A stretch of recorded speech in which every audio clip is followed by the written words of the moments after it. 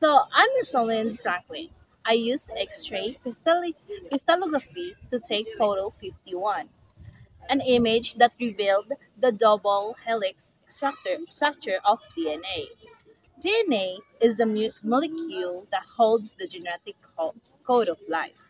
But my photo was shared without my permission. Others used it to win a Nobel Prize. I was forgotten, but my science spoke louder than my silence. Bonjour. I am Marie Curie. I discovered radium and polonium and defined radioactivity, the energy released when atoms break down. I worked in terrible lab conditions. I was denied respect, funding, and positions because I was a woman. But I still became the first to win two Nobel Prizes, not for recognition, but for progress. I am Lee Smitner. I have explained nuclear fission, the process where an atom splits and releases energy. As a Jewish woman, I fled Nazi Germany. My male colleague received the prize without me, but I believe science should be used for peace, not destruction.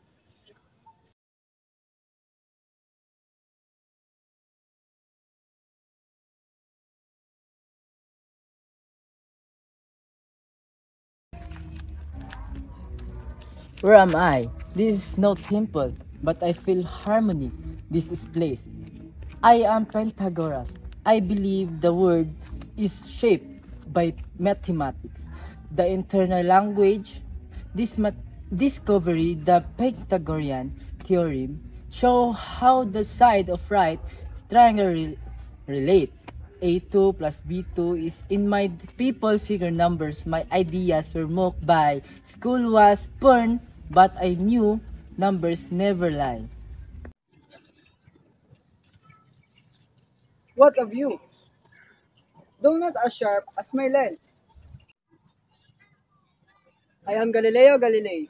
I used telescope to discover Jupiter's moon.